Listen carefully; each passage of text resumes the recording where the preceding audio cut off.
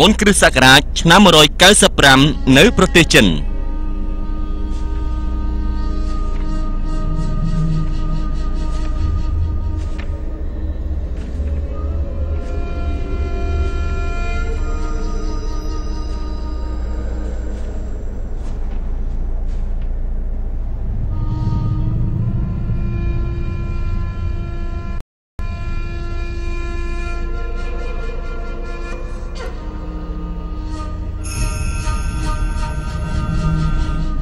សុបិនអាក្រក់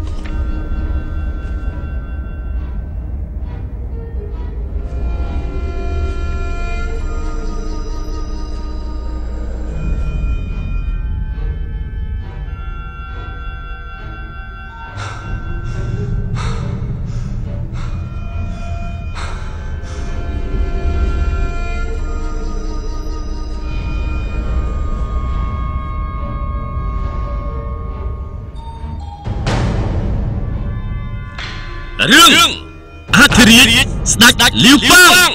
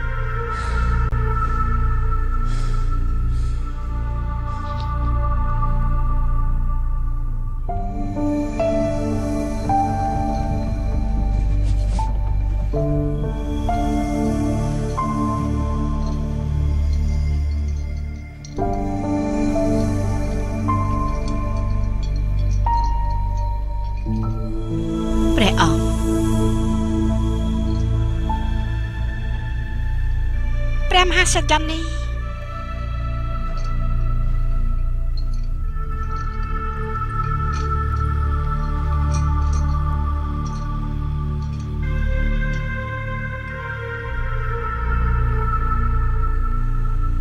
លំបាកដល់នាងហើយ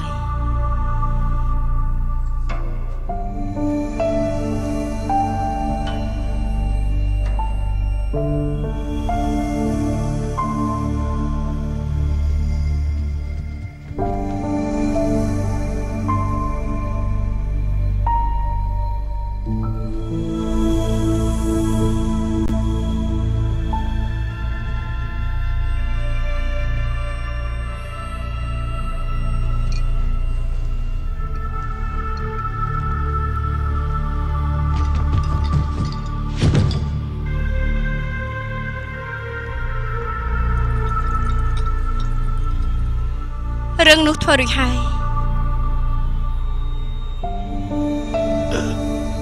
រឿងអីទៅ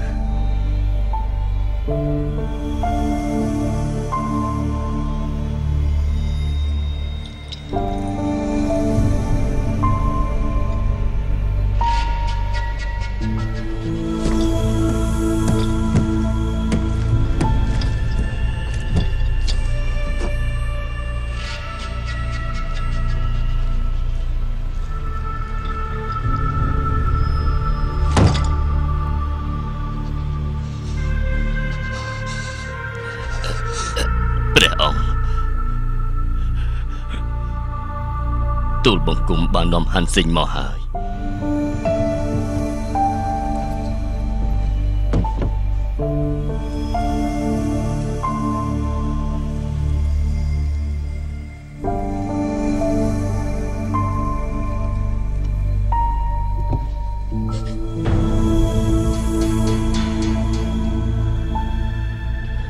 ហាន់សិញ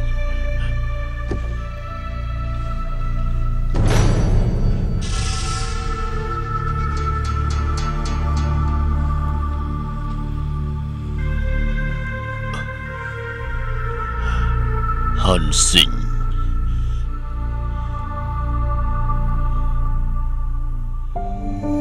ងគេបាននិយាយថាគេបានជួបយើងលើកទី1នៅអាជាឈិញយើងមិនបានចាប់អារម្មណ៍នោះទេ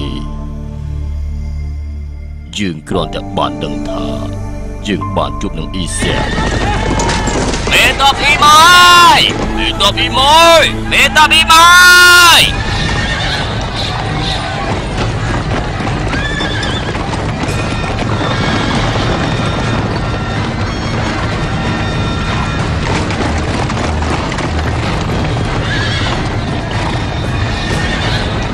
ហើយកាលនោះ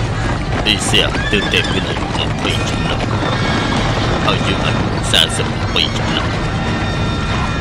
គេមាននៅអ្វីគ្រប់យ៉ាងគេជំនួសបញ្ញាបត្រមានភាពក្លាហានគេជាមេតបដ៏ខ្លាំងពូកែប្រកបហើយនៅមានស្រីម្នាក់កាលនោះគេខ្លាចជាមានដឹកនាំទ័ព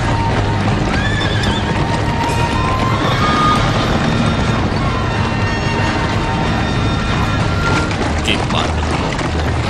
ទើបក៏ចាត់ទ័ពឆ្ពិនជាពុកអរិយភាពមួយ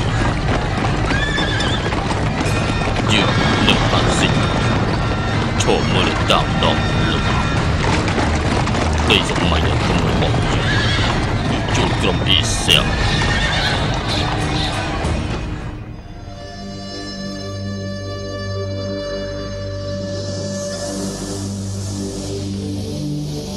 សេនា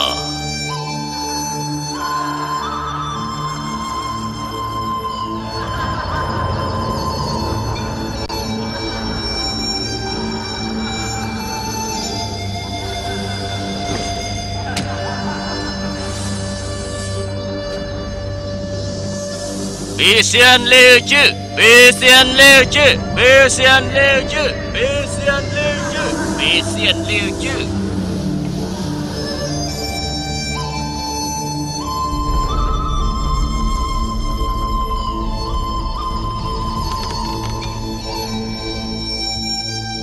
14 ឆ្នាំមុន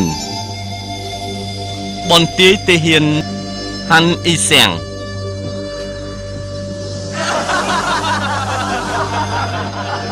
ពីមុនខ្ញុំធ្លាប់លើឈ្មោះលោកទេតែចាប់តាំងពីលោកធ្វើការជាមួយនឹងលោកមកមានគេនិយាយថាលោកជាឥន្ទ្រនូដល់ទីណាមានពលិទៅដល់ទីនោះគឺប្រពន្ធខ្ញុំចេះតែនិយាយទេ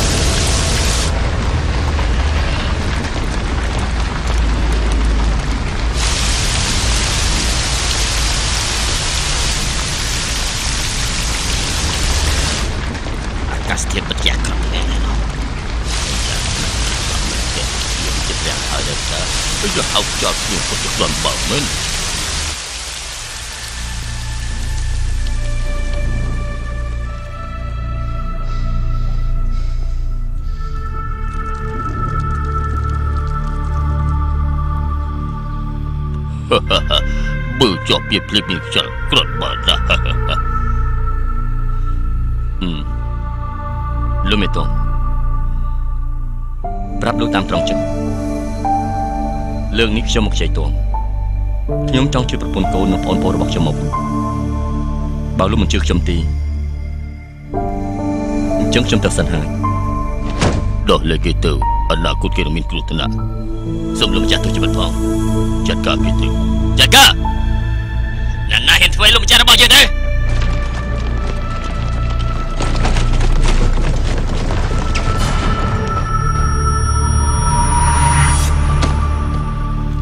ទាំងអស់នេះគឺជាបងប្អូនរបស់ខ្ញុំដែលមកពី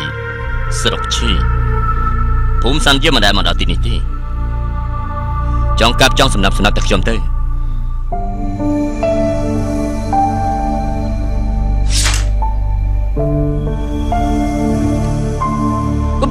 យើងប្រាប់ពួកឯងយើងធ្លាប់សម្រាប់មនុស្សយើងប្រាប់ថាបោចូលបោយើងធ្លាប់សម្រាប់មនុស្សណាឯងលឺដែរទេអីយ៉ា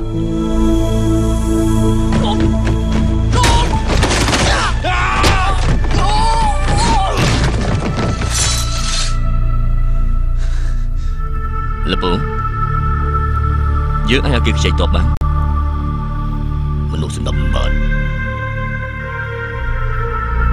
ខ្ញុំឲ្យតបលោក500នាក់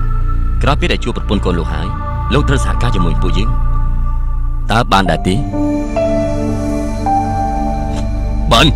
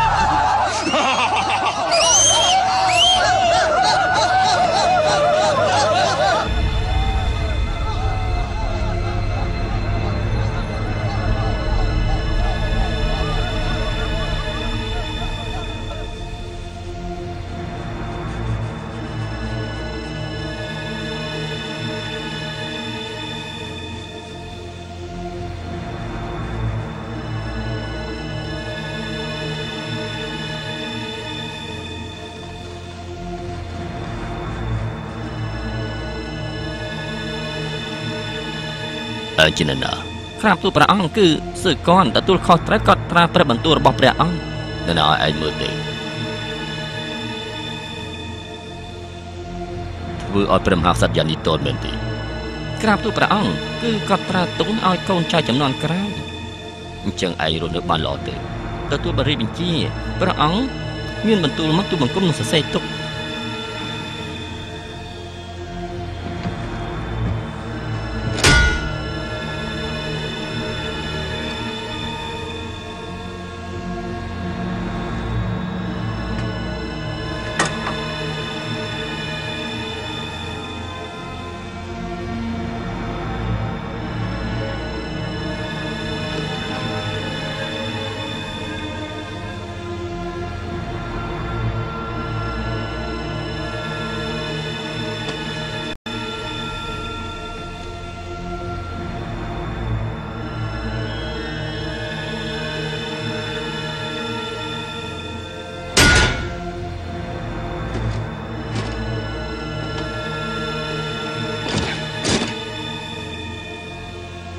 លោកមិនចាស់ជាគេមក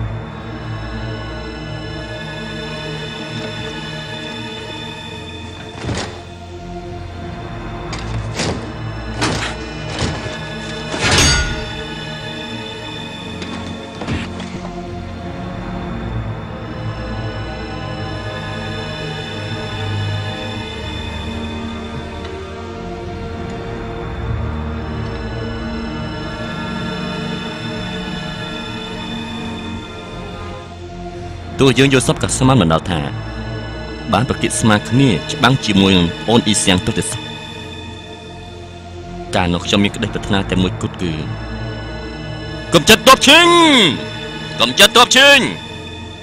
កុំចាត់ទ័ពឈិញ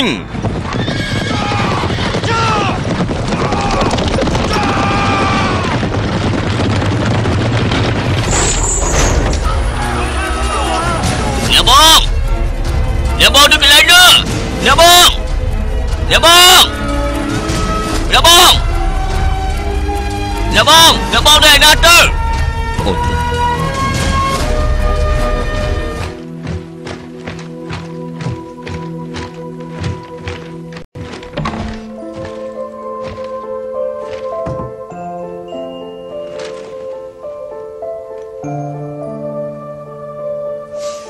អូនបាននិយាយថាបងគឺជាកូននេះរឿងនេះមានតែធ្វើឲ្យបងស្លាប់ទៅហើយ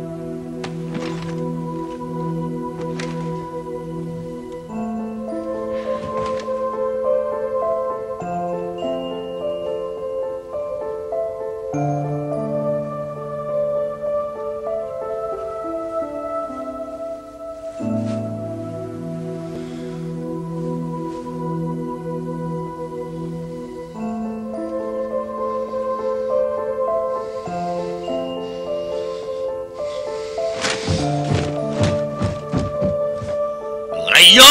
សម្រាប់វាចោលទាំងអស់តែម្ដងទៅមិនថាណាទេសម្រាប់ចោលទាំងអស់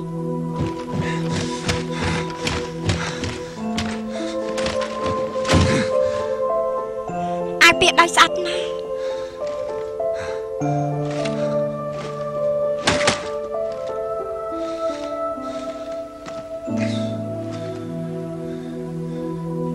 គឺសៀងអីជូនបងស្រីម្នាក់ដែលរស់នៅលីងឈុនមានកូនជាមួយបងតាពិតដែរទេអ្វីដែលបងធ្វើនៅខាងក្រៅគឺជាកិច្ចការធំដើម្បីកម្ចាត់ទ័ពឈិញកម្ចាត់មេតបឈិញមិនរំខានបងតរស្រីទេគ្មានទេ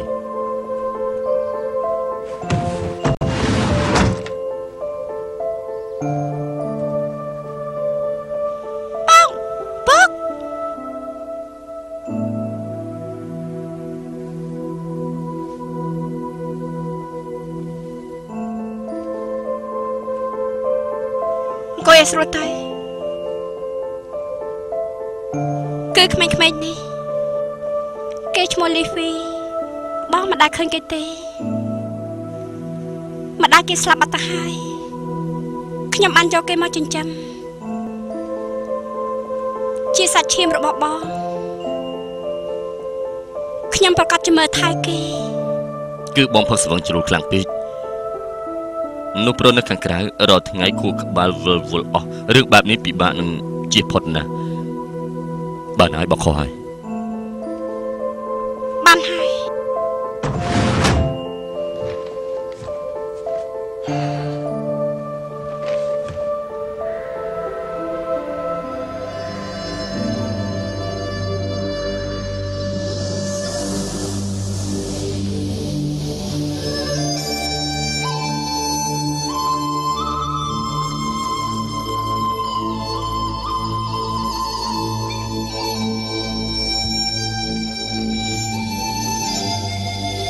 យកបានចងចាំកិច្ចការនៅលើខ្នងភ្នំនោះដេញតាបទៅសមោលឯកោរបស់ខ្ញុំប្រពន្ធរបស់ខ្ញុំ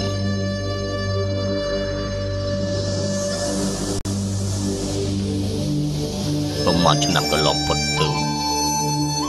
ខ្ញុំនិងអ៊ីសៀងបានខ្លាចជាបងប្អូនរួមស្លាប់រស់ជាមួយគ្នាហើយខ្លាចជាសត្រូវស៊ីសាច់ហត់ឈាម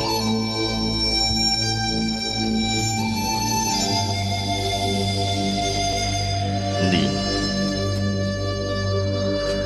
ត្រូវបានអ៊ីសៀងចាប់យកទៅធ្វើជាឆ្លើយសឹក7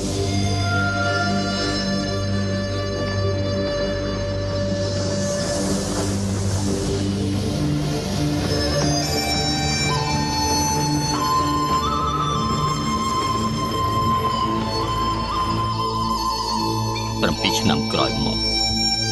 ពេលដែលនាងបានបង្ហាញមុខនៅចំពោះមុខខ្ញុំមិនដឹងថាត្រូវប្រឈមមុខដាក់នាងបែបណាទេ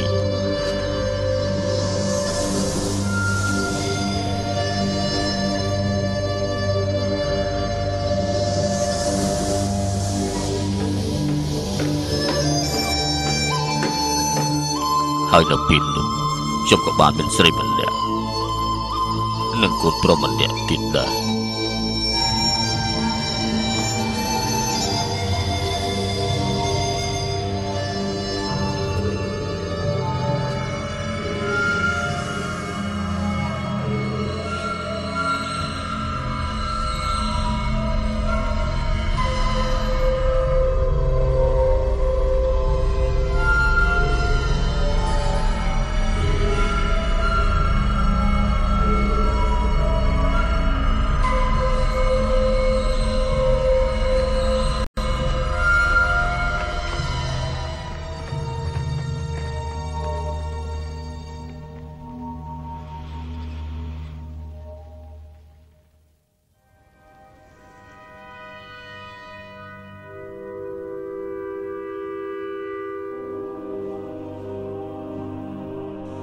សៀវហើពួកគេរងចាំយូរហើយ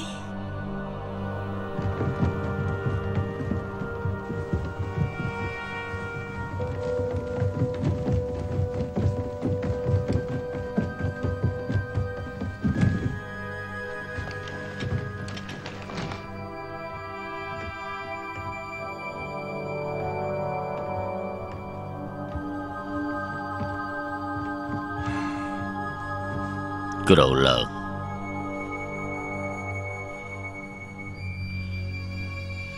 ក្រឡើងមកទាំងអស់គ្នានេះជារីកដំណាក់មិនជាសាវនាការទេឆាប់ងើបឡើងមក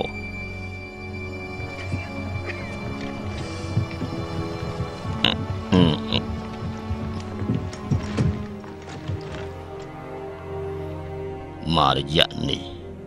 យើងចេះតែសបិនអក្រក់ទុំមិនលក់ទើបមកគុំកដេកមកលក់ដែរក្រាប់ទូលយើងមិនអោយឯងនិយាយទេ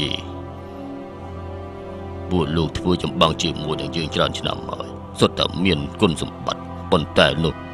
គឺជាអង្គសានគឺជាអ្នកទទួលបានម្នាក់ឯងតែឯងសប្បាយចិត្តទេទើបមកគុំនេះទូបគុំគ្មានចិត្តវិវិទេ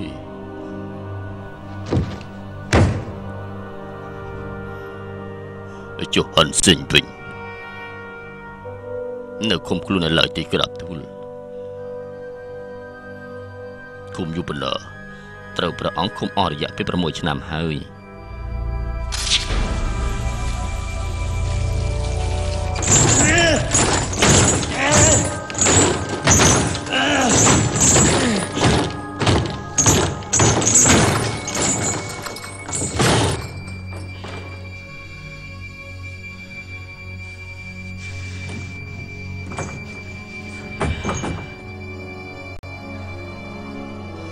មើលឯងចុះពូកែយ៉ាងនេះនៅតែត្រូវយើងចាប់បានដដែលក្រែងឯងជាកូននេះ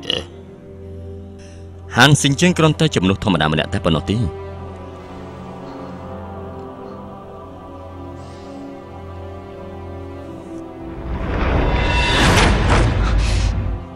យើងនឹងសម្លាប់ឯងចូល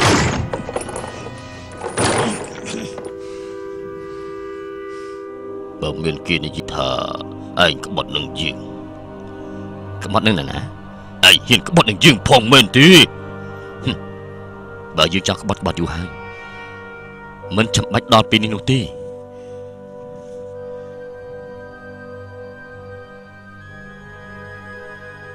ដល់លេងគេ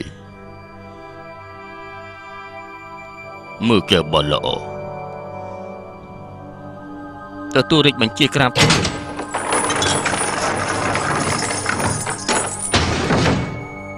គំនិតរបស់ព្រះអង្គគឺមិនមែនឲ្យគេទៅស្រុកវិញនោះទេរឿងនេះណែមែនហើយទៅនៅកន្លែងរបស់យើងទៅខាងលើខាងក្រោមត្រៀមឆ្វេងស្ដាំប្រើកម្លាំងទាញដល់យឺតខាងក្រោមប្រឹងឲ្យខ្លងលងប្រយ័ត្នជើងខាងក្រោមផងលោកសួរលោកចេះតែចំណាយប្រាក់ធ្វើបែបនេះអត់ប្រយោជន៍ទេព្រះអង្គដំណាក់ឆាំងលក្ខគឺព្រះមហាក្សត្រយ៉ាងនេះបញ្ជាឲ្យជួសជុលហើយយ៉ាងទៀតពេលនេះព្រះអង្គស្ដេចផែនដីទៅហើយគួរតែមានអ្វីពិសេសម្យ៉ាងមួយជីវិតយើងអាចមកនៅទីនេះបានវាគ្រប់គ្រាន់ពេកទៅហើយមិនបាច់បន្ថែមបន្ថយទេថយជ័យ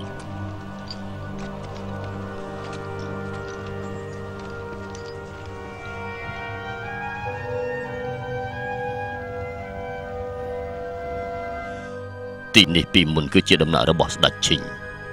នៅចាំបានទេចាំបានក្រាបទូលនរណាអាចគិតដល់ទៅមនុស្សដូចជាពួកយើងបើជាអាចដេញស្ដេចឈិញរត់ចោលបល្ល័ង្កបានហើយអាចមាននៅទីនេះបានថែមទៀត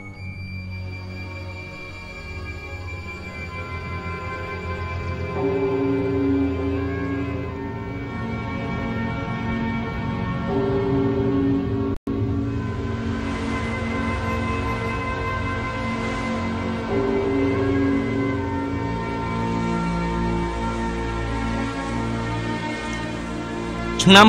207ខែ10ស្ដេចឈិញបានចោះចាញ់ចោលរាជបល្ល័ង្កនាំពួកមន្ត្រីរាប់រយនាក់រត់ចូលក្រុងយ៉ាងឈិញ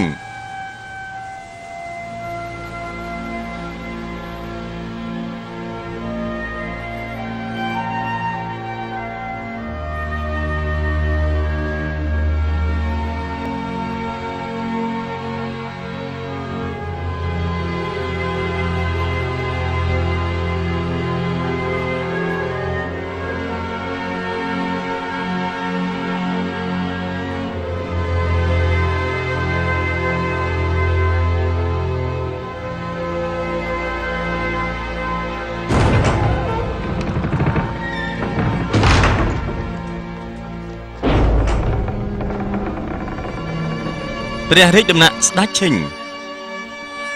នៅទីនេះមានប្រវត្តិរូបសង្ខេបរបស់មនុស្សម្នាក់នៃនគរឈិញហើយនឹងតម្រាច្បាប់ផ្សេងៗរបស់នគរឈិញផែនទីនិងរឿងក្តីគ្រប់យ៉ាង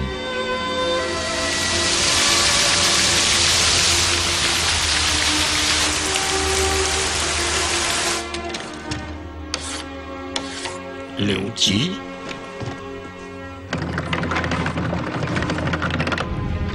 极限刘吉极限刘吉极限刘吉极限刘吉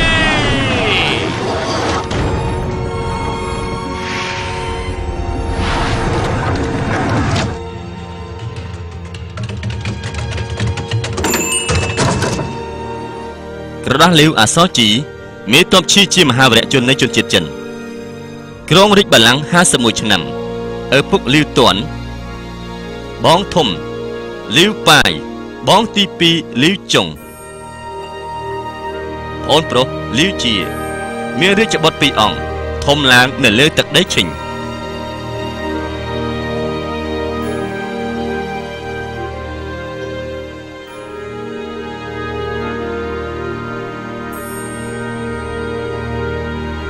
ស្ដេចដើរតាមមន្ត្រី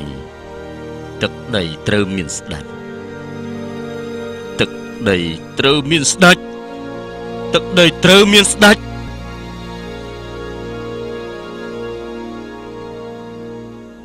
ចាត់មនុស្សឲ្យបិទចន្លោហានទៅបិទច្រកចេញចូលទាំងអស់ទៅ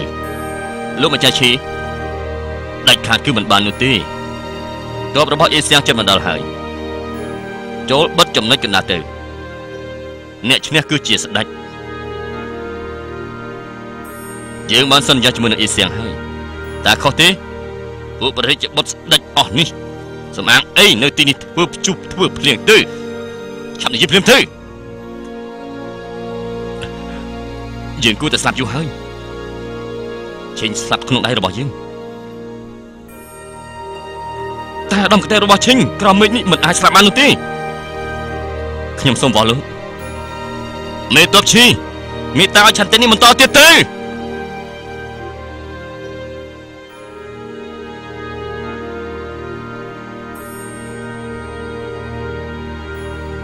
នាំគេទៅ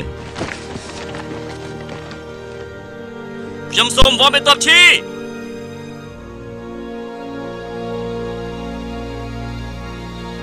រកកន្លែងល្អមួយឲ្យគេនៅរាជធានីទៅចាប់ពីពេលនេះតទៅ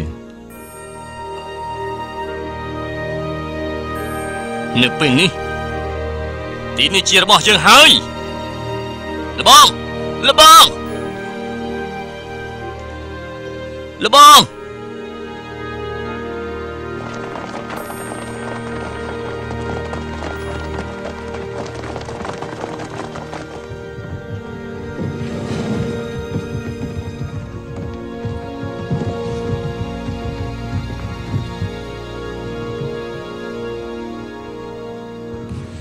ថ្ងៃនេះទូលបង្គំបានលាបថ្នាំឲ្យព្រះអង្គ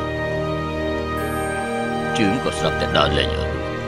មិនដឹងថាមូលហេតុអីទេថ្នាំមិនសំខាន់ទេមិនអីទេ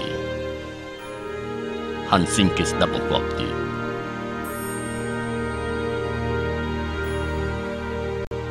ហើយមិនឃើញក្អេងក្អាងដល់ម្លឹងទេ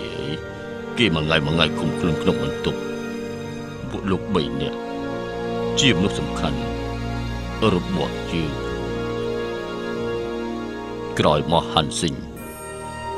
ក៏ត្រូវយើងបញ្ចុះបញ្ចូលបាត់ទៀតក្រោយមកលោកក៏ឈឺបែបនេះគ្រាន់តែឈឺយូរដល់មិនលឹងផងឯងតើលោកមានបញ្ហាចំពោះយើងលោកឆាប់និយាយប្រាប់យើងភ្លាមមកទូលបង្គំជឿហ្វាងច្រើនឆ្នាំមុននេះឲ្យតែយើងស្ដាប់តាមលោកគឺរលូនទៅមុខល្អចាក់ជាមិនខានបើមិនស្ដាប់លោកប្រកាសជាមានឬមិនខានសួរយកទៅអត់តែម្ដងទៅមួយក៏មិនអោយទុកដែរយកទៅសួរណែណាឲ្យលោកប៉ះពាល់របស់ស្ដេចឈិញលោកអញឈួតហើយមេតបជីណែណា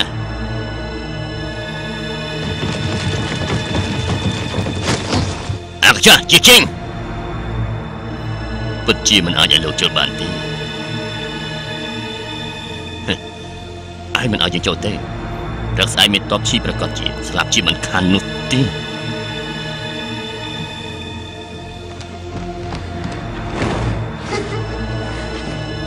ណែ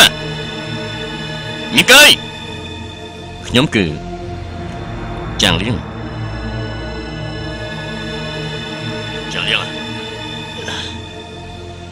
តិចទៀតយើងរួចនេះប្រហែលជាលើកចុងក្រោយដែលខ្ញុំបានឃើញលោកមេតួបើនេះធ្វើម៉េចសៀងអ៊ីបានមកដល់ហើយសៀងអ៊ីបាននាំមេតួ40នាក់មកគេបានបំបែកជាលងហានហើយព្រឹកស្អែកនឹងមកដល់ទីនេះលោកចាំតែមើលទៅ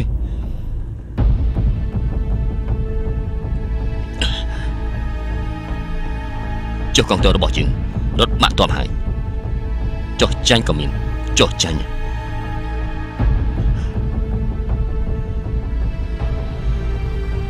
តើយើងចាប់ដល់ពេលដល់ទៅលោកណែខ្ញុំមិនមើលឯងទេ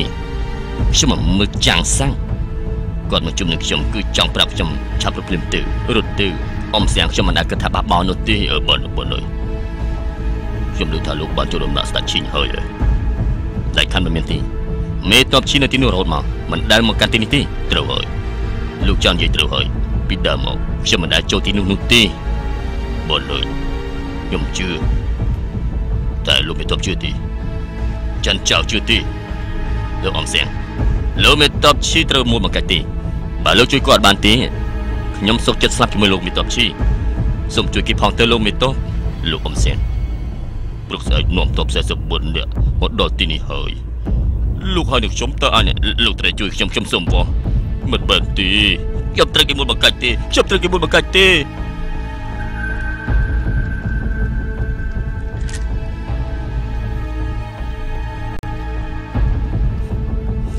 លោកអ៊ំសៀងលោកអ៊ំក៏មានកូនប្រុសដែរខ្ញុំក៏មានកូនប្រុសស្រីដែរពួកយើងភ្ជាប់សាច់ឈាមគ្នាទៅខ្ញុំមិនអាចគិតចង់បះបោឬចង់បោលោកទេលោកគួរតែជឿខ្ញុំទៅចេះចុះ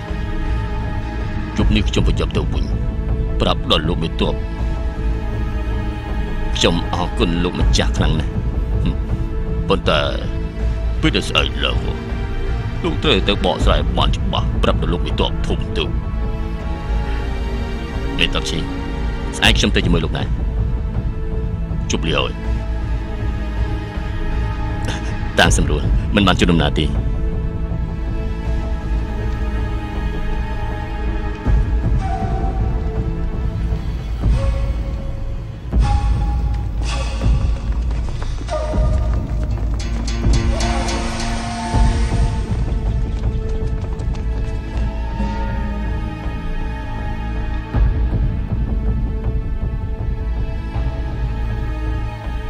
ជាយ៉ាងហូលោកមកហើយទូលបង្គំមកគាត់ព្រះអង្គថ្ងៃនេះទូលបង្គំបានរៀបចំរបស់មួយសម្រាប់ព្រះអង្គបានហើយយកមក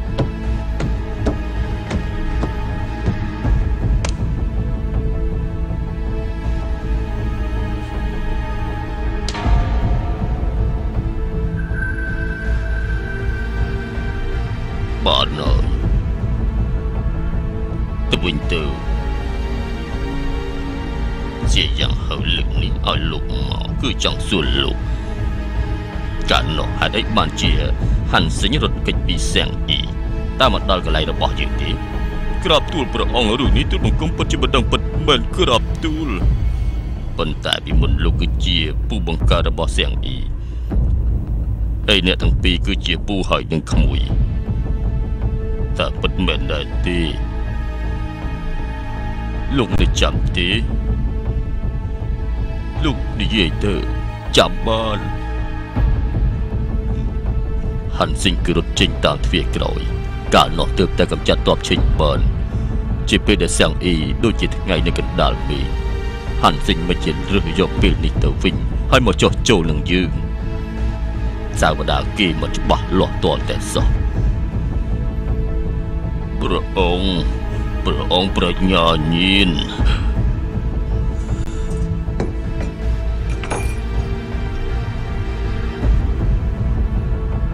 មានការពិបាកជាច្រើននៅក្នុងពិភពងងឹតឧទាហរណ៍ហាន់សិនជាសាក់សីបានគេរត់ចោលទាំងពីរបើចោះចូលលោកទូលបង្គំហើយទូលបង្គំក៏ព្រមទទួលគេតែម្ដងទៅបើបែបនេះយើងមិនដែលគិតចង់សម្លាប់ហាន់សិនដែរ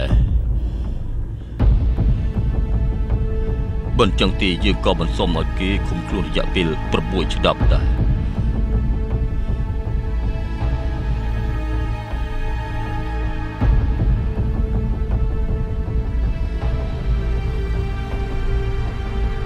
តែព្រោះទាំងអស់នេះបានធ្វើយើងដឹងពីគ្រោះថ្នាក់របស់ហាន់សិនយើងមានអារម្មណ៍នៅក្នុងចិត្តរបស់យើងត្រូវបានរលត់បាត់ទៅហើយចោលបាសៀតគេឡើងតែម្ដងស្មារតីយើងមិនដឹងហើយទូបង្គំបានលឺលោកជឿវ៉ាងផ្ទាល់តែក្រាបទូលបាត់ហើយឲ្យតែជឿវ៉ាងពួកឲ្យទាំងពីរគឺជាកោការពារគេបើតែយើងមិនដែលឡើងបាក់សៅបណ្ដាការតែយើងដឹងទាំងអស់ទន្សាយព្រៃនេះលើកបុណ្យចូលគាល់យើងម្ដងនៅយំធ្វើឲ្យគេអាណិតទៀតគេធ្វើដល់ណាមើលទៅលោកនិយាយទៅតើគេធ្វើដល់ណាមើលព្រះអង្គតើដល់ណានិយាយទៅក្រាបទូលអ្នកណានិយាយយើងប្រាប់លោកដែរទេយើងសួរលោកមែនឬក៏មិនមែនថយចេញសម្រាប់ចោលឲ្យអស់ទៅព្រះអង្គបិទបានទីក្រាបទូលដាច់ខាតគឺមិនបានទេបើសិនជាគ្មានឈុនស៊ីហូទេគឺគ្មានថ្ងៃនេះសម្រាប់ពួកយើងនោះទេក្រាបទូលគេបានជួយសម្រាប់សត្រូវដ៏ធំរបស់ពួកយើងគឺសៀងអ៊ីហើយជួយដណ្ដើមទឹកដីឲ្យពួកយើងទៀតយើងមកជួយចិត្តស្ដាប់ពាក្យទាំងអស់នេះនោះទេក្រោមមិញនេះអ្នកណាសុទ្ធតែមានចំណេញអ្នកណាក៏មានគុណសម្បត្តិទាំងអស់មានអីដែលហាន់សិនធ្វើតែម្នាក់ឯងកើតទៅ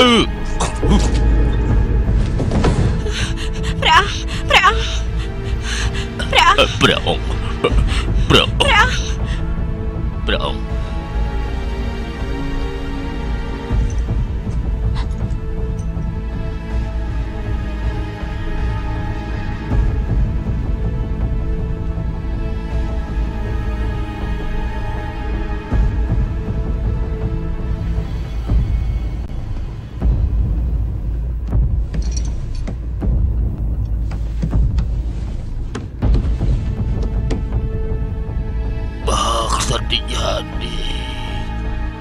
ខ្ញុំម្ចាស់នៅទីនេះហើយ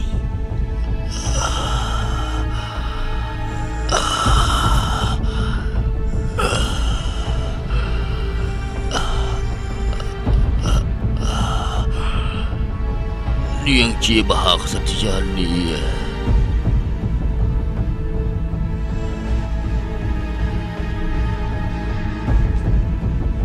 គឺទូបង្គំពីសៀនលាវជីជួបមិនអក្រក់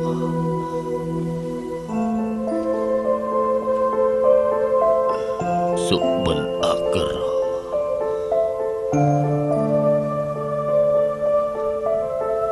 មនុស្សយកកបិតជាត្រីមុខហើយយើងគឺជាសត្វត្រី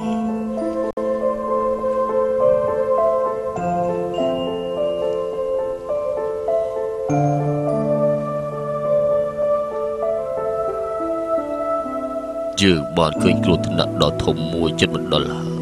ក្នុងពេលនេះព្រលឹងដូចជាវិលទៅកាលពី11 ឆ្នាំមុនរួចក៏ត្រឡប់ក្នុងទឹកដីមួយ សម្រាប់មេតបធំទាំង4របស់សៀងអ៊ីនោះគឺជាពេលដែលខ្ញុំបានជួបនឹងសៀងអ៊ីជាលើកចុងក្រោយ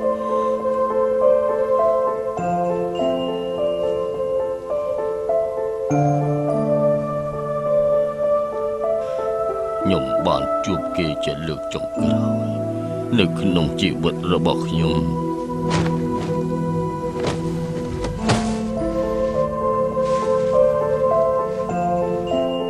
នេះគឺជាកិច្ចរបស់ស្ដេចឈិងជូនដល់លើវិតបធំ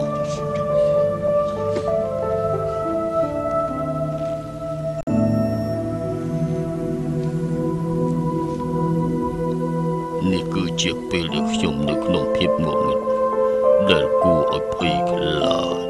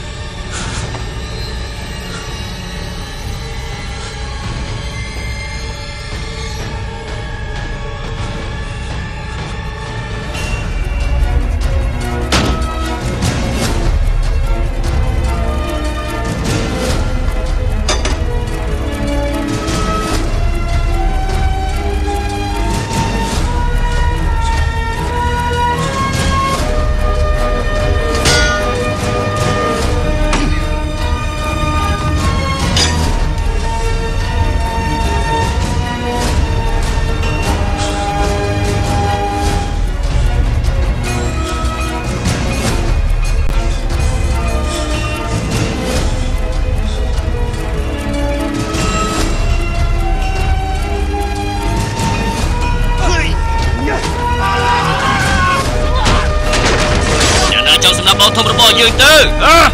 អាមិនក៏មកចាត់ការទៅចាត់ការទៅឈប់ស៊ុនលើកចាំទៅទៀតចាត់ការទៅ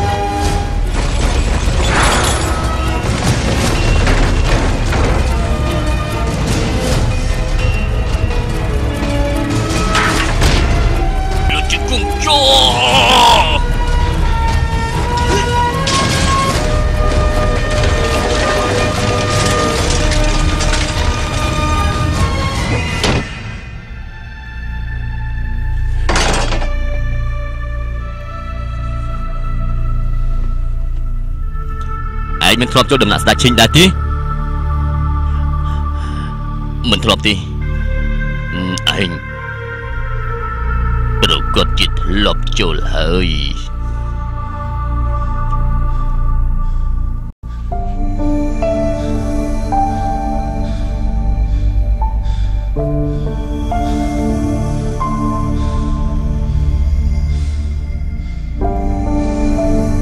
និយាយទៅ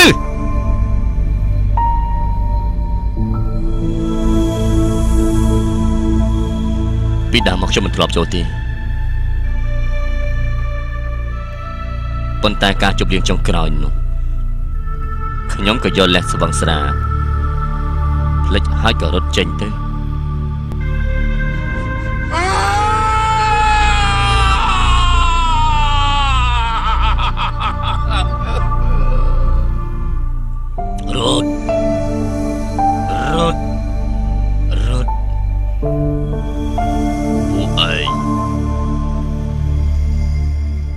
ពួកឯង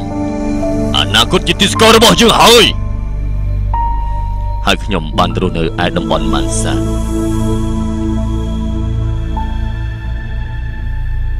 តែក្នុងចិត្តខ្ញុំបានដឹងថាគឺសៀងអ៊ីគេនឹងមកដោះលែងខ្ញុំ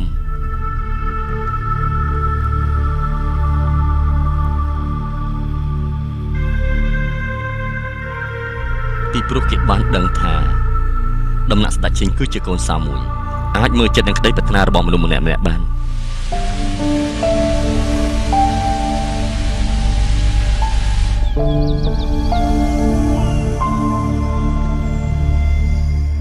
ខ្ញុំជឿថាក្តីប្រាថ្នារបស់ហាន់ស៊ីងគឺនៅថ្ងៃដែលត្រូវលាតត្រដាងនោះហើយ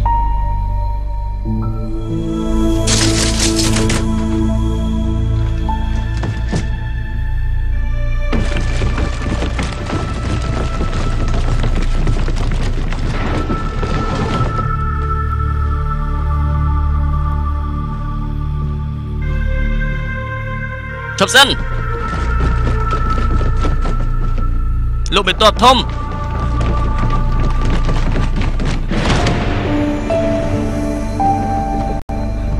លោកមេតបធំគេគឺជាហាន់ស៊ីងហើយលោកមេតបហាន់ស៊ីងអញមកកន្លែងធ្វើអីលោកមេតបធំសូមអភ័យទោសផងខ្ញុំបាននឹងអានក្បាំងមួយ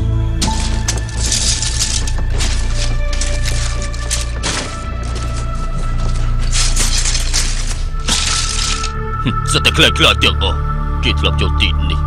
មនុស្សបោកប្រាស់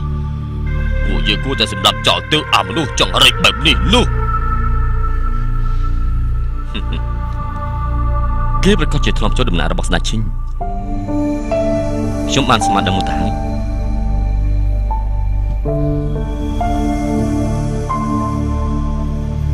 អញមិនដឹងថាទីនេះនរណាក៏មិនអាចចូលបានដែរឯងដឹងទេ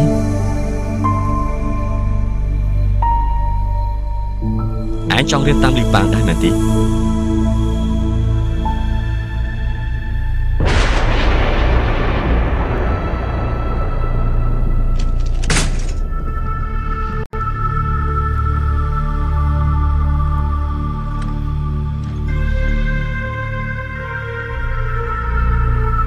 និយាយត្រង់ទៅលីប៉ាងអាងធ្លាប់ចូលទីនេះដែរទេ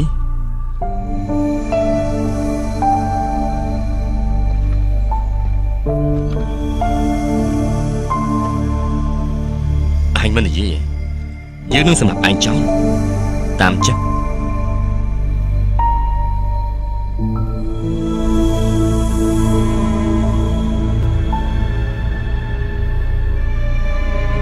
ខ្ញុំក៏ទើបតែនឹកឃើញដែរហេតុអីក៏ព្រះរាជបុត្រនាំខ្ញុំចូលបរិយាដំណាក់ស្ដេចឈិញគេគឺចង់មកដោះក្តីសង្ឃឹមមួយនៅក្នុងចិត្តរបស់ខ្ញុំនៅពេលដែលវាពន្លកចេញមកហើយខ្ញុំនឹងខ្លាចជាអ្នកសងសឹកឲ្យគេកំចាត់សត្រូវឲ្យគេកំចាត់ពួកឈិញកំចាត់ពួកឈិញកំចាត់ឈិញចោលកំចាត់ឈិញកំចាត់ឈិញកំចាត់ឈិញកំចាត់ឈិញកំចាត់ឈិញកំចាត់ឈិញកំចាត់ឈិញកំចាត់ឈិញកំចាត់ឈិញកំចាត់ឈិញកំចាត់ឈិញកំចាត់ឈិញកំចាត់ឈិញកំ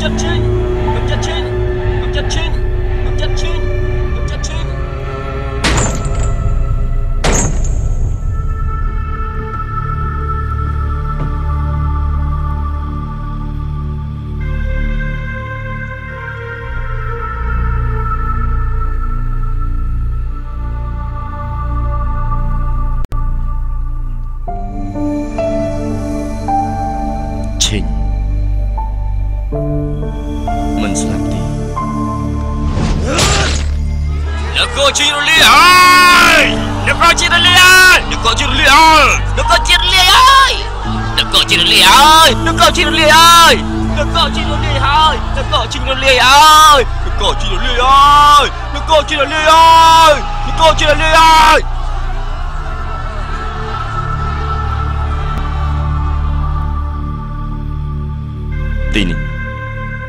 គឺជាដំណាក់ស្ដេចឈិញពីមុនមនុស្សជាច្រើនប្រាប់ថាឲ្យខ្ញុំនៅទីនេះតែខ្ញុំមិនអាចទេខ្ញុំនឹងទៅចោលកុំឲ្យមានការរងចាំទៀតកុំឲ្យនៅមានមនុស្សចង់ធ្វើជាស្ដេចឈិញទៀតពូយើងបានបដូររំលំស្ដេចឈិញមិនមែនដើម្បីធ្វើស្ដេចឈិញនោះទេពីដំបូងស្ដេចឈិញគ្រប់គ្រងផែនដីទាំងមូលគេចង់ឲ្យមនុស្សទាំងអស់ស្លៀកពាក់ពណ៌តែមួយជិះយានយន្តតែមួយសរសេរអក្សរតែមួយធ្វើមនុស្សទាំងឡាយរស់នៅក្រោមគំនិតរបស់គេមានមនុស្សជាច្រើនមើលមិនដឹងថាខ្លួនឯងកំពុងតែធ្វើស្អីទេក្នុងជីវិតគឺដូចជាខ្ញុំអញ្ចឹងកាលពីនៅនគរឈិញជីវិតរបស់ខ្ញុំគឺដូចជាទឹកនៅក្នុងអណ្ដូង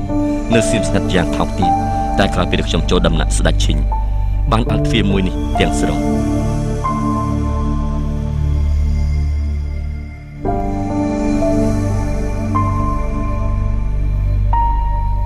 វាបានធ្វើខ្ញុំឃើញនៅទឹកចិត្តពិតរបស់ខ្លួនឯងដូចជាក្តីសង្ឃឹមនៃមហានគរអញ្ចឹងដែរពិសេសប្រជានារីទាំងអស់ពួកគេនឹងបានឃើញប្រទេសស្មោះត្រង់របស់ខ្ញុំ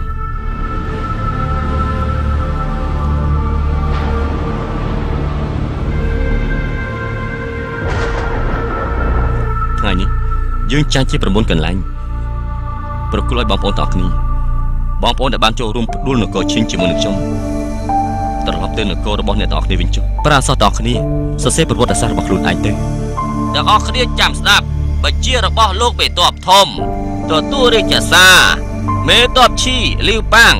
ក្នុងស្ថានភាពចាំបាច់បានសាងគុណសម្បត្តិជាវីរៈបរិសអង្គអាចក្លាហានព្រះអង្គ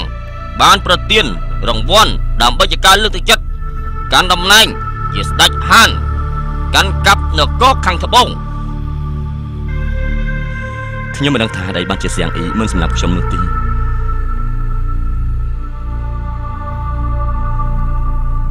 ហើយគេក៏មិនបានសម្រាប់ហាន់ស៊ីងដែរគេបានដោះលែងហាន់ស៊ីង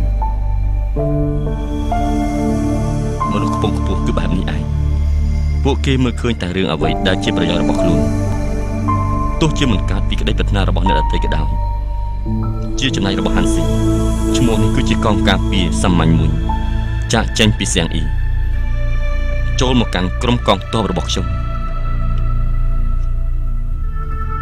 ថិតនៅក្រោមជំរំរបស់ស៊ូហា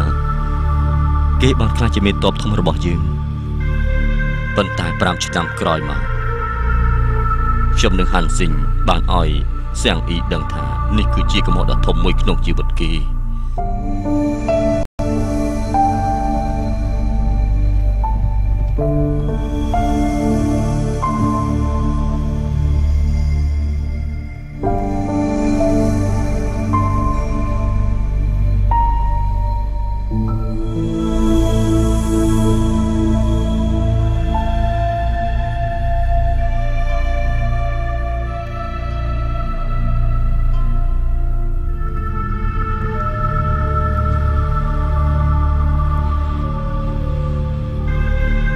3ឆ្នាំក្រោយមកកងទ័ព30,000 នាក់បានវិបំបែកកងទ័ពសៀងអ៊ីឲ្យបរាជ័យ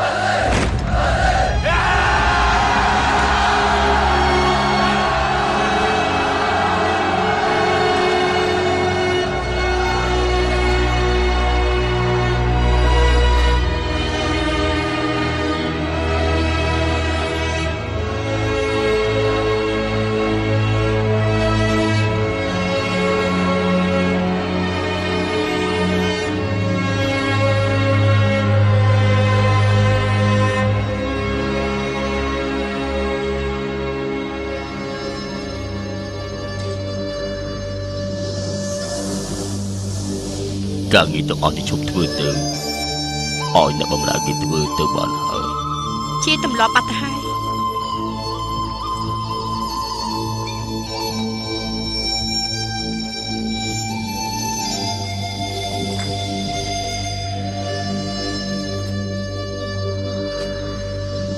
ទៅវិញចុះខ្ញុំម្ចាស់ត្រឡប់ទៅវិញហើយ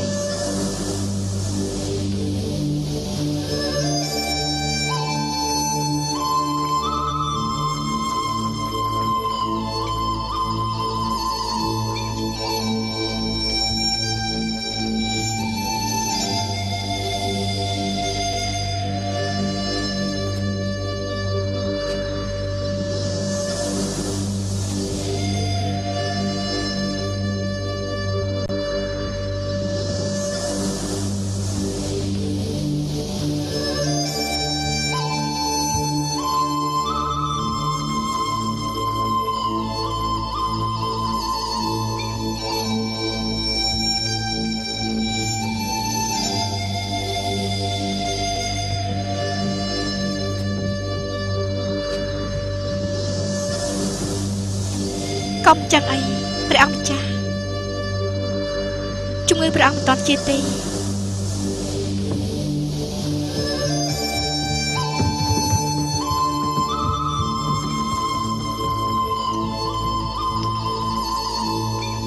ពេលនេះមិនងងឹតហើយ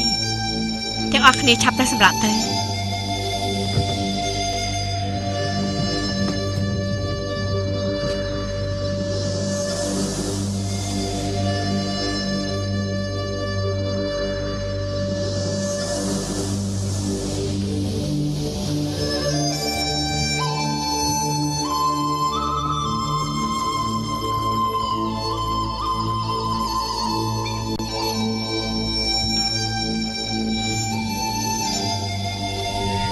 笔仙猎击，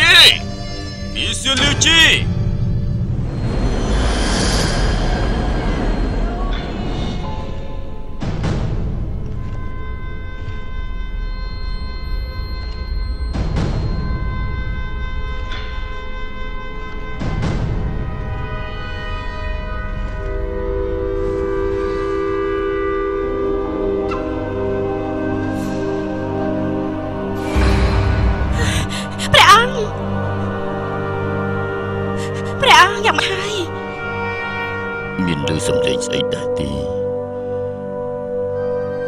គឺមានមនុស្សចង់សម្លាប់យើង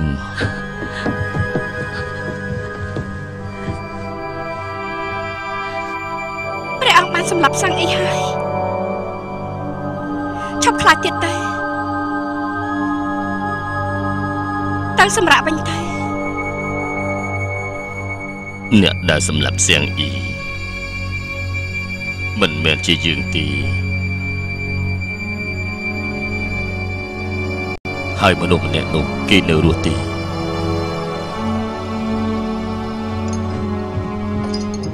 ចេញក្រៅទៅ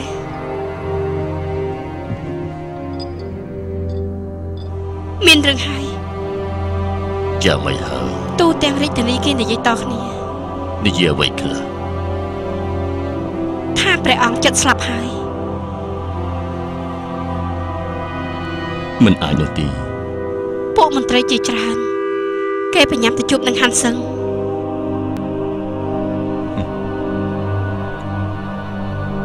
យកមនុស្សទាំងអស់មានប្រយោជន៍ស្អីទៀតទៅ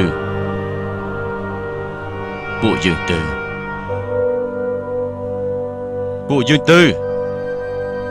ជួបគេ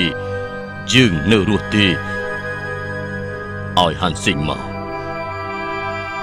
ឲ្យអាចចង្រៃមកជួបយើងភ្លាមទៅ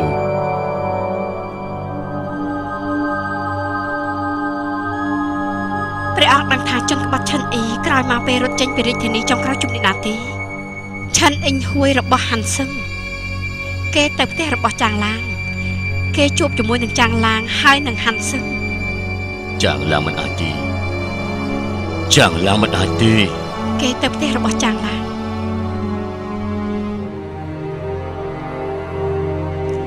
អ្នកបម្រើរបស់គ្រួសារចាងឡាងជាមនុស្សរបស់ខ្ញុំម្ចាស់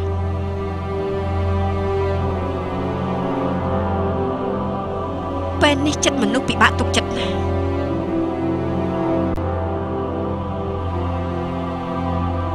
អូទៅជួបនឹងចាំឡើយឲ្យតែគេនឹងសួរហើយមិនមានសកម្មភាពអ្វីទេគឺវាគ្មានបញ្ហាទេជីក្រែស្នៃរបស់យើងទៅទូ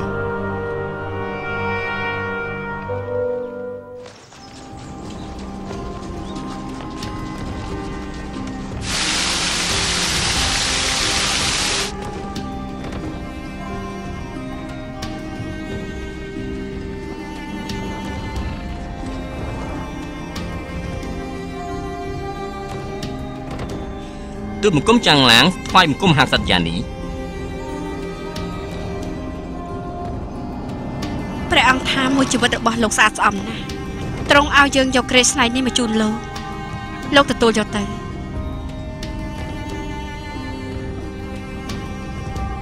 ប្រគុណព្រះអង្គ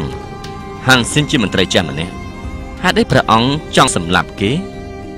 ព្រះអង្គចង់សម្លាប់អ្នកណាមិនចាំបាច់ត្រូវការហេតុផលទេប៉ុន្តែគេគឺជាហាន់ស៊ីនបើសិនជាគ្មានហេតុផលទេមិននឹងអាចឲ្យមន្ត្រីទាំងអស់គ្នាជឿទៅពីមុនហាំស៊ីងគឺជាកូនចៅរបស់សាំងអ៊ីគេមកពឹងពាក់ពួកយើងជួយសម្លាប់សាំងអ៊ីឲ្យពួកយើងមនុស្សបែបនេះថ្ងៃនេះមិនក្បត់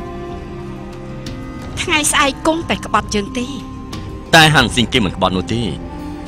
បើសិនជាគេក្បត់មែននោះកាលនោះគេក្បត់បាត់ទៅហើយកាលនោះគេបានកាន់កាប់72រាជធានីកម្លាំងខ្លាំងជាងកងទ័ពព្រះអង្គនិងសៀងអ៊ីទៅទៀតទូលបង្គំជាអ្នកដែលអូសគេមកវិញកុំចាត់សៀងអ៊ីពេលនេះឲ្យទូលបង្គំទៅសម្រាប់គេទូលបង្គំធ្វើមិនកើតទេក្រាបទូលព្រះមហាក្សត្រយានីទូលបង្គំសូមវ៉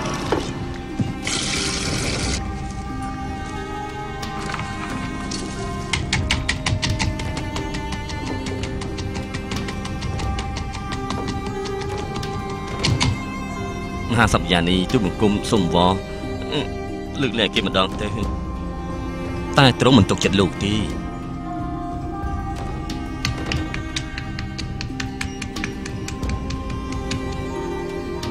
លោកធ្វើអញ្ចឹងកាន់តែធ្វើឲ្យទ្រង់របួសហើយលោកដឹងទេខ្ញុំបានជួយកិច្ចការរបស់ព្រះអង្គជាច្រើនហើយក៏បានជួយកម្ចាត់សៀងអ៊ីទីនស្ដេចឈីជាស្អីទៅយើងបានខំប្រឹងតាំងពីដើមរហូតដល់ចុងក្រែងព្រោះតែចិត្តរបស់លោកបានស្លាប់ហើយមែនទេហើយលោកចង់ឲ្យព្រះអង្គដឹងថាលោកចាស់ហើយលោកឈឺលោកជាមនុស្សដែលមិនអាចធ្វើអ្វីបានលោកពិតជាចាស់ពេកហើយលោកក៏ហក់ខ្ញុំមិនបានទេលោកម្ចាស់ឆ្លៀសវៃណាបើសិនជាដើមមួយមុតពេកមិនត្រឹមតែអាចធ្វើឲ្យរបួសអ្នកដទៃទេថែមទាំងធ្វើឲ្យខ្លួនឯងមានរបួសថែមទៀតលោកនឹងថាខ្ញុំនឹងព្រះអង្គមិនដូចគ្នាត្រង់ណាទេលោកដឹងថាពួកលោកគឺមិនដូចគ្នាត្រង់ណាទេក្រមមេឃគឺជាមេឃរបស់មនុស្សគឺនៅក្រមមេឃតើលោកមាននៅចាំដែរទេហើយនៅកាលនោះពួកយើងបាននាំទ័ពកម្ចាត់ទ័ពឈិញទេគឺជានិមិត្តសញ្ញានៃការស្រែកស្ដេចធ្វើតាមមន្ត្រីទឹកដីត្រូវមានស្ដេចទឹកដីត្រូវមានស្ដេចទឹកដីត្រូវតែមានស្ដេចទៅខ្ញុំនិយាយទៅបានទេខ្ញុំសុំវ៉លោកបងហាន់ស៊ីងពាក្យនេះកុំនិយាយជារៀងរហូតទៅខ្ញុំសុំវ៉ឲ្យទៅចុះណាប្រវត្តិសាស្ត្រប្រែប្រួលហើយស្ដេចដើមមន្ត្រីទឹកដីត្រូវមានស្ដេចព្រះអង្គដាក់វិន័យហាន់ស៊ីង6ឆ្នាំគឺចង់ឲ្យគេកែប្រែចិត្តគំនិតគេកែប្រែទេគេមិនកែប្រែទេពេលវេលារបស់ព្រះអង្គមិនយូរទេពួកយើងក៏ចាស់ហើយដែរប៉ុន្តែហាន់ស៊ីងអាយុត្រឹមតែ35ឆ្នាំទេពួកយើងត្រូវគិតដើម្បីព្រះអង្គ មនុស្សគ្រប់គ្នាចង់វិលត្រឡប់ទៅសម័យដើមវិញនេះគឺជាបញ្ជាគ្មានអ្នកណាលើកលែងបានទេសាំងអ៊ីគឺជាមនុស្សវ័យឆ្លាតម្នាក់ដែលមួយជីវិតនេះបានជួបគេមានឱកាសសម្លាប់ព្រះអង្គច្រើនដងណាស់ហើយរួមទាំងយើងទៀតផង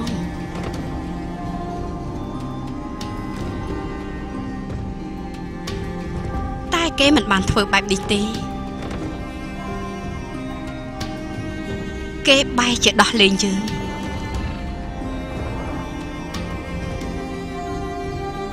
ហើយនឹងព្រះអង្គថែមទៀតទីបំផុតទាំងកាយរបស់គេបានคล้ายទៅជាឆ្អឹងសគ្មានសេះសល់អ្វីទាំងអស់ក្រោយមកប្រាប់ពួកយើងហេតុផលពីខូខើកុំឲ្យคล้ายទៅជាសាំងអ៊ីកុំឲ្យឱកាសខ្ជានៅពេលនេះឲ្យសោះ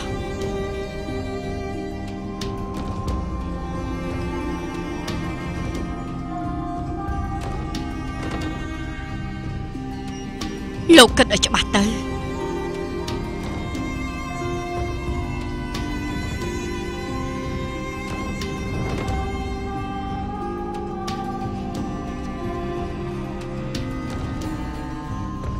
ហាងសត្យានី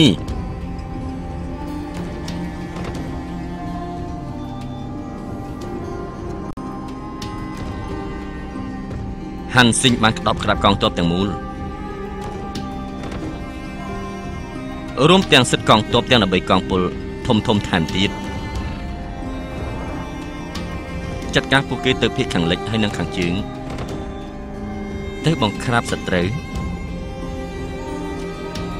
ក៏ល្បិចរបស់ហាន់ស៊ីងគឺអាចប្រែប្រួលគ្រប់ពេលគឺជាការលាក់ពុតដ៏ធំរបស់គេ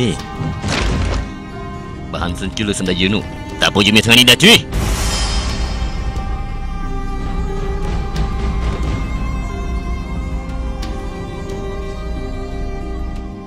សំខាន់បំផុតនោះគឺស៊ូហើគឺគេមានការសម្ងាត់ជាមួយនឹងហាន់ស៊ីងគឺនៅក្នុងព្រះបរមរាជវាំងទាំងមូល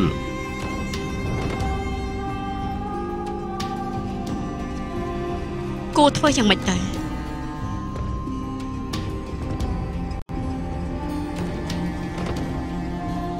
ទូលបង្គំគិតថា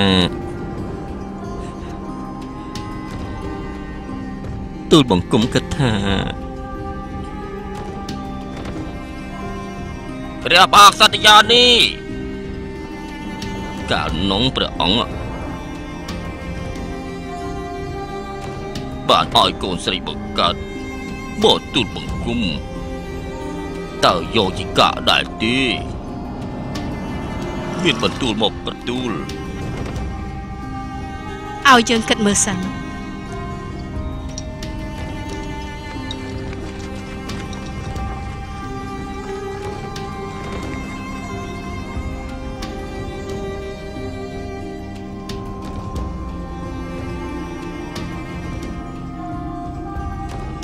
ចប់ហើយ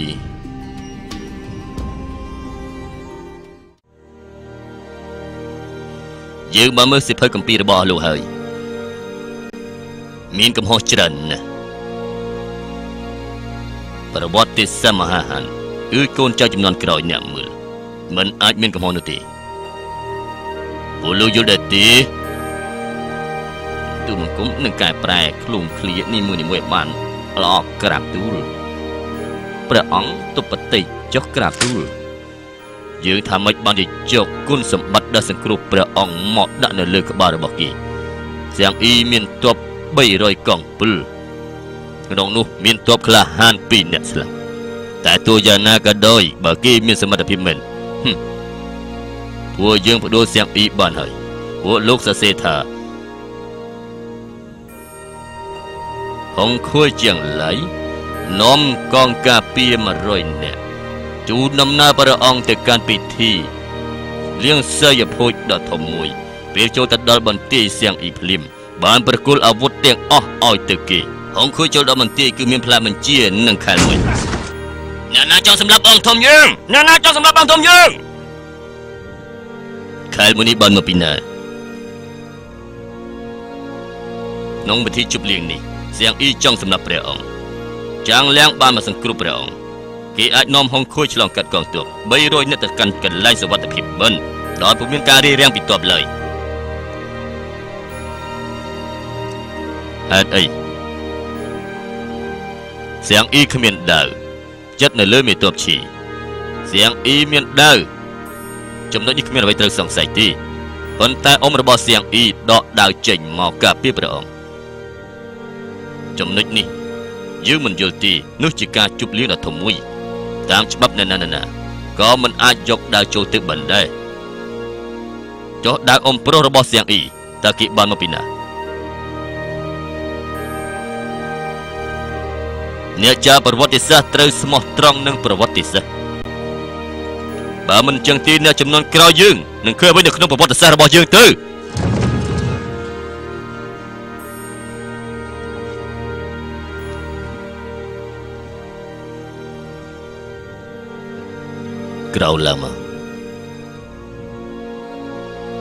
ក្រោកឡើងមក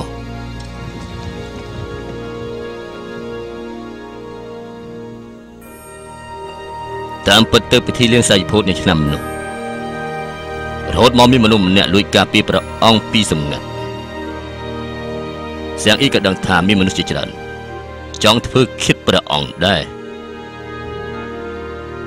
ហើយគេក៏បានចាត់មនុស្សម្នាក់លួចការពារព្រះអង្គពីទីងងឹតដោយផ្ទាល់តែម្ដង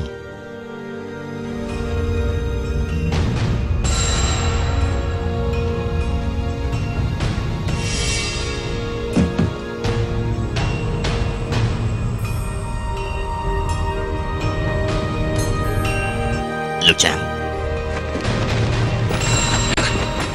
ជីចេញ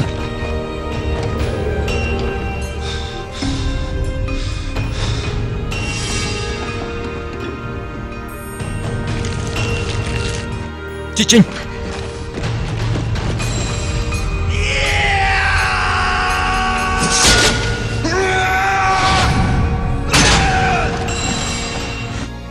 ជីចេញ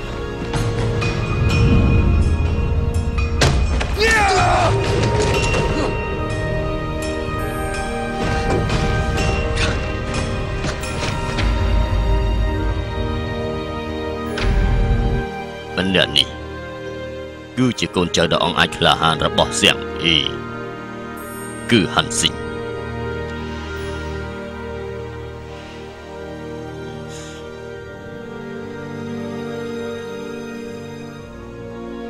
យើងឲ្យពលលោកគាត់ត្រា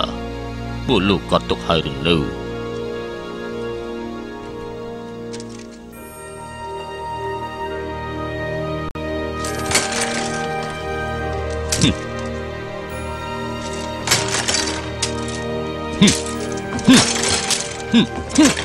មិនក៏មិនសរសេរ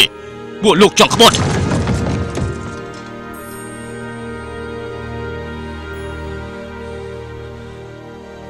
មហាអបរាជព្រះមហាក្សត្រយានីមហាក្សត្រយានី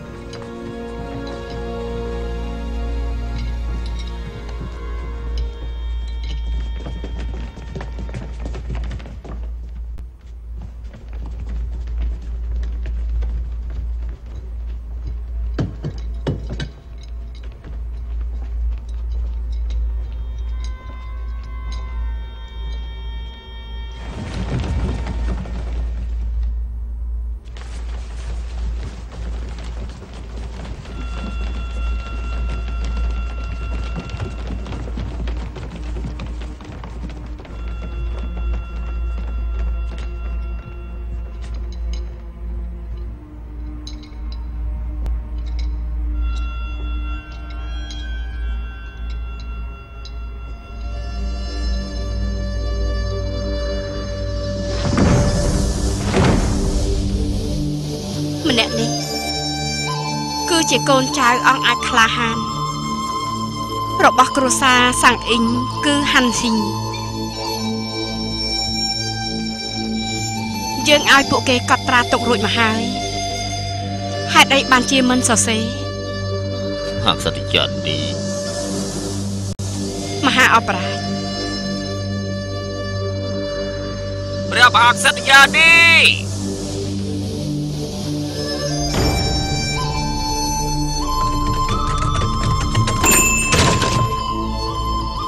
អានទៅព្រះមហាក្សត្រយានីទាំងអស់គ្នាព្រះមហាក្សត្រយានីចាងឡាងសាំងអ៊ីចិត្តបដល់ទៅហើយពួកគេអាចបញ្ជាក់បានថាម៉េចហាន់ស៊ីងគេមិនដែលគិតថានឹងចង់ក្បត់នឹងទីក្រាបទូល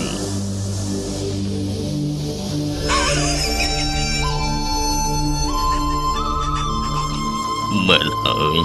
តាមពិតពិធីជប់លៀងកោនោះគេបានជួយព្រះអង្គដែរតាមពិតក្នុងពិធីជប់លៀងអ្នកទាំងអស់គ្នាបានស្ដាប់ឲ្យច្បាស់បន្តិចទៀតទៅត្រូវចងចាំនៅសម្ដីរបស់ពួកគេឲ្យបានច្បាស់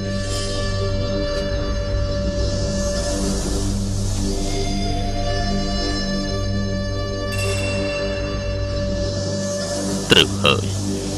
មានបន្ទូលត្រូវហើយមហាក្សត្រយានីស្ទាំងលៀងគឺចិត្តមកដល់ហើយគេនឹងកំទេចកងទ័ពទ្រង់ហើយទ្រង់នឹងត្រូវបាត់បង់នគរឈិញនេះហើយគេក៏បានជួយដល់ព្រះអង្គដែរទាំងអស់គ្នាស្ដាប់បានច្បាស់តិចទៀតទៅគេចិត្តមកដល់ហើយត្រូវចងចាំនៅសេចក្តីរបស់ពួកគេឲ្យបានច្បាស់នេះគឺសម្រាប់ព្រះអង្គទតយើងត្រូវតែឲ្យព្រះអង្គទតមហាអបរាជព្រឹកមិញផ្លូវរបស់ចាងឡាំងគឺជឿខ្លាំងណាស់ខ្លាចតែមិនអាចមកបាននោះទេ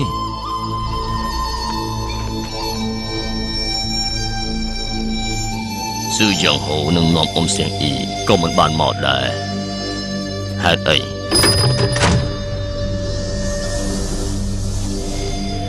អានទៅ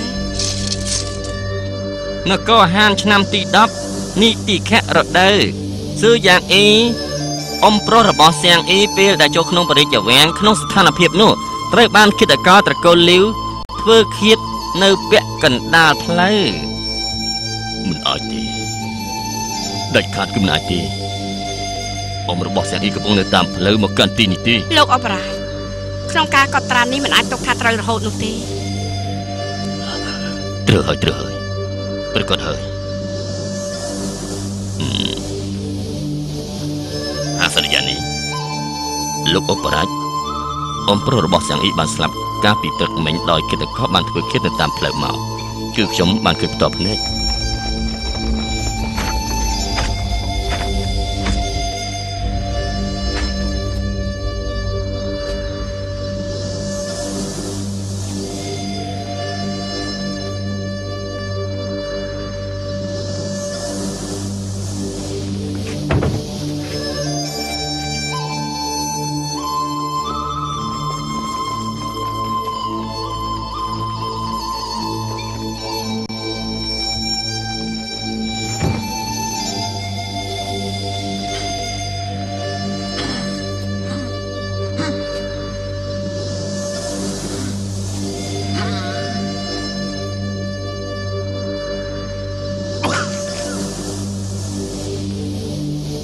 មើលការកត់ត្រានេះបានចារទុកដល់ត្រឹមត្រូវហើយ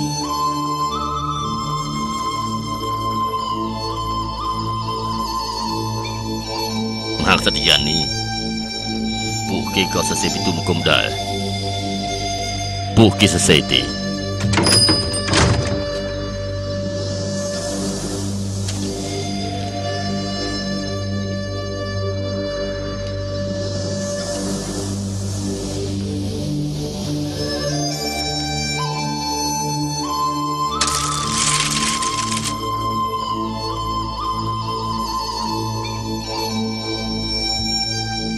យើងបាននិយាយជាមួយព្រះអង្គហើយរបស់លោកទុកឲ្យលោកជាអ្នកសរសេរចុះទូលបង្គំចង់គាល់ព្រះអង្គ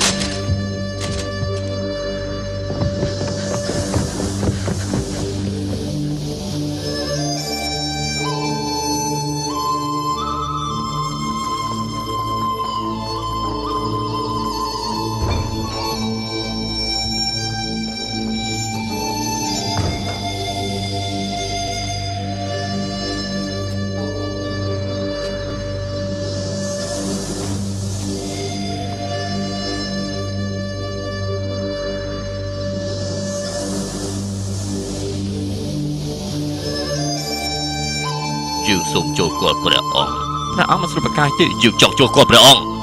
ព្រះអង្គមិនស្រួលប្រកាយទេ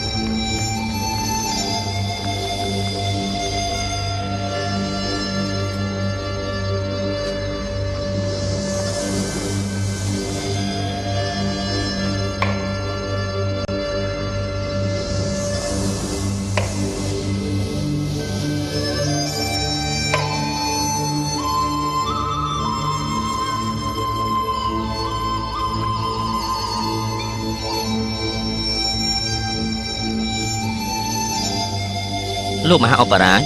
ព្រះអង្គមានបន្ទូលថាមីងឹតហើយដល់ពេលបើកពិធីជប់លៀងហើយលោកគួរតែទៅហៅ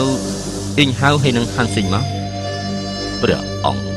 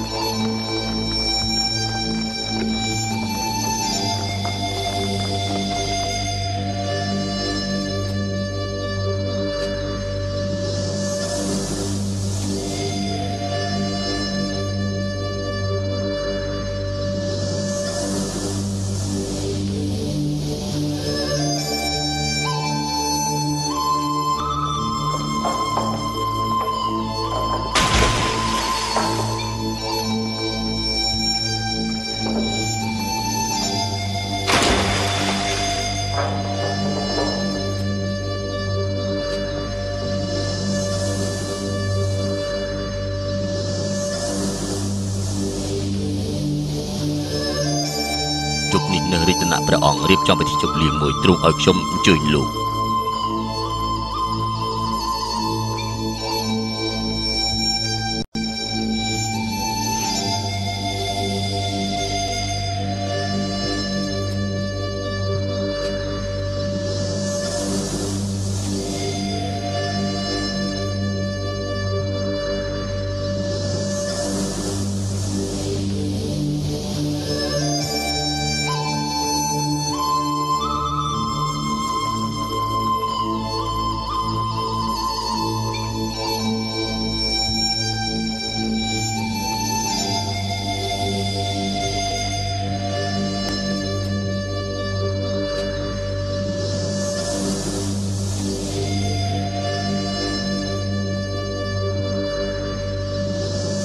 សម្លេងហាន ស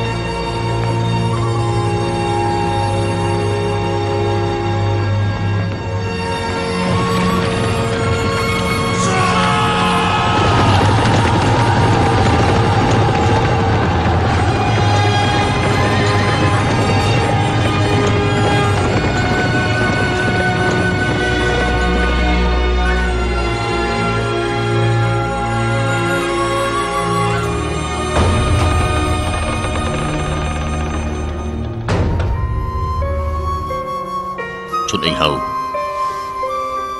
ខ្ញុំជួលលោកបានត្រឹមនេះទេ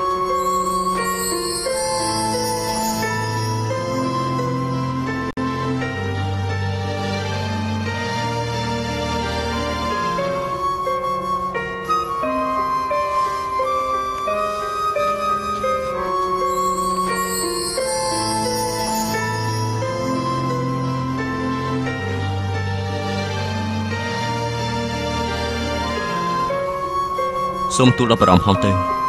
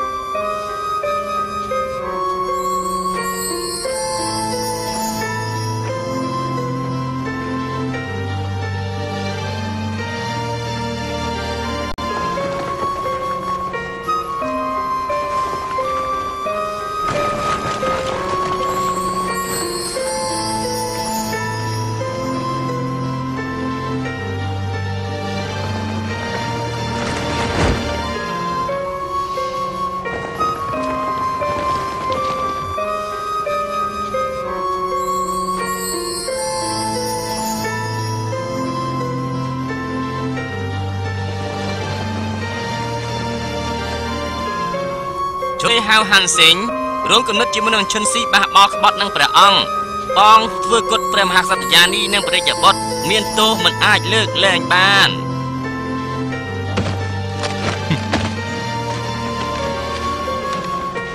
យើងក្បត់នឹងក្បត់មិនមែនពួកអញជាអ្នកសម្រេចនោះទេ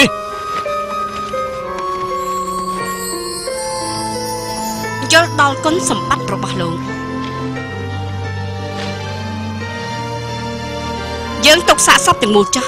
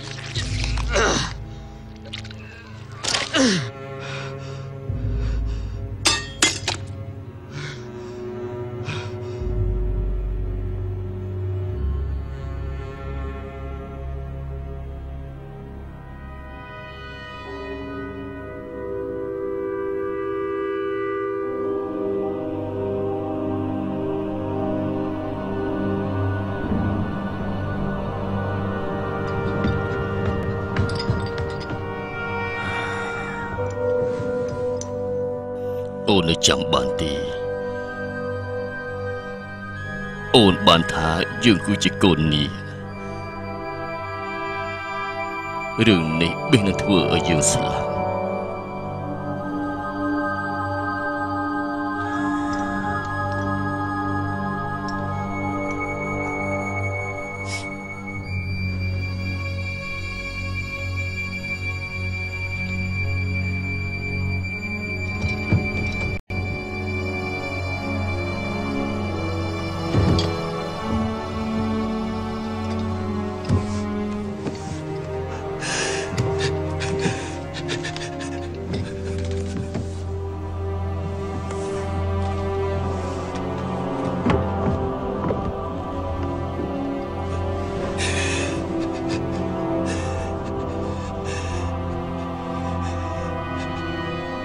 ព្រះអង្គ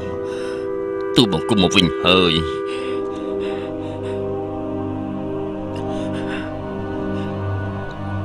ទូលបង្គំបាននាំហាន់សិញមកហើយ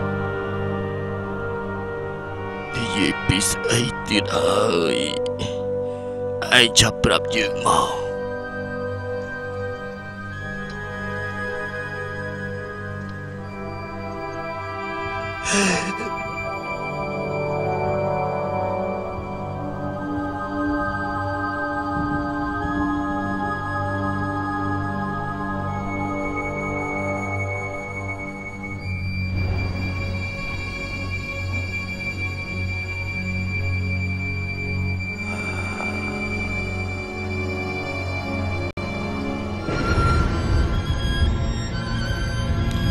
ឆ្នាំ195ស្ដេចលាវបានសោយទីវង្គត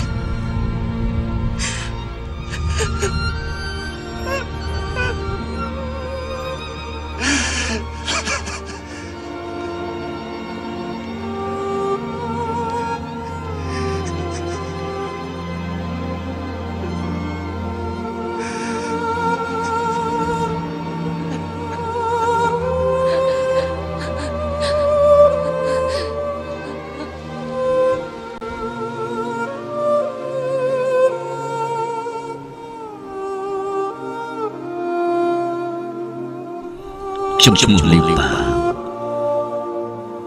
គឺជាស្ដេចនៃនគរហាន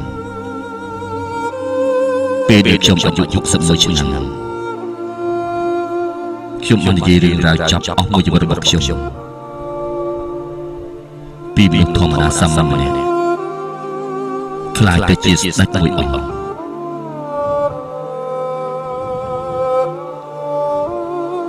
ខ្ញុំមិនដឹងថាក្រោយពេលខ្ញុំស្លាប់ទៅ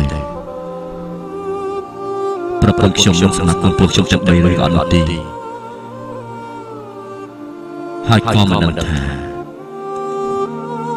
400ឆ្នាំក្រោយនគរខ្ញុំអាចលេចលេញលើទឹកដីនេះឬមួយក៏អត់នោះទេ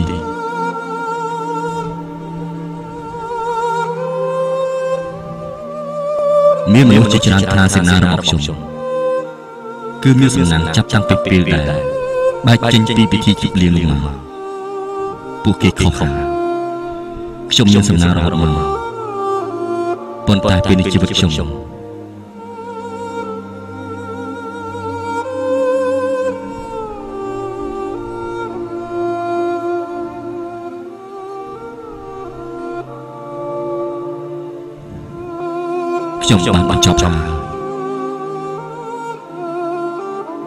បានបញ្ចប់នៅទីនេះ